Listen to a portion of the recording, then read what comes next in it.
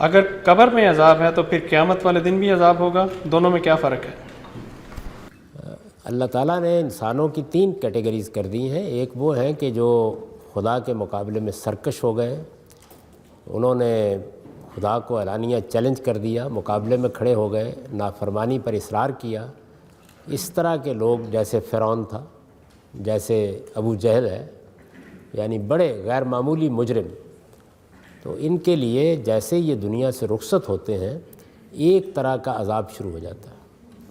یہ قرآن مجید نے فرعون کا ذکر کر کے خود بیان کر دیا ہے کہ فرعون اور اس کے لشکری صبح و شام اس عذاب کے سامنے پیش کیے جاتے ہیں جو ان کو آگے ملنے والا ہے، تو یہ فوراً شروع ہو جاتا ہے، اس لیے کہ ان کا معاملہ بالکل یہی واضح ہو گیا۔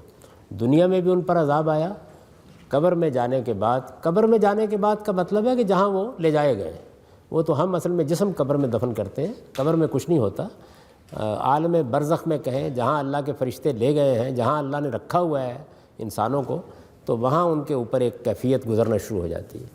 اس کے بالکل اپوزٹ، اس کے مقابل دوسرے گروہ وہ ہیں کہ جنہوں نے نیکی میں، خیر میں، خدا کی فرمانبرداری میں اپنے کمال کو حاصل کیا، جیسے اللہ کے پیغمبر ہیں، غیر معمولی شخصیات ہیں، تو ان کے لیے اللہ کی نعمتیں فوراً بعد شروع ہو جاتی ہیں، یعنی ان کو اللہ تعالیٰ، یہ قرآن مجید کے الفاظ میں عند ربہم یرزقون، اللہ اپنی عنایتوں، رحمتوں کا ان کو فوراً مزہ چکھانا شروع کر دیتے ہیں۔ تیسرے وہ لوگ ہیں جن کے حساب کتاب کی ضرورت ہے۔ یہ دونوں ایکسٹریمز میں حساب کتاب کی کوئی ضرورت نہیں ہے، ان کو سلا دیا جاتا ہے، قیامت میں اٹھایا جائے گا، حساب کیا جائے گا، اس کے بعد فیصلہ ہوگا کدھر جانا ہے انہوں نے، جنت میں یا جہنم۔ تو یہ تینوں بالکل الگ الگ کیٹیگریز، ہر ایک کے ساتھ یکساں معاملہ نہیں ہو رہا۔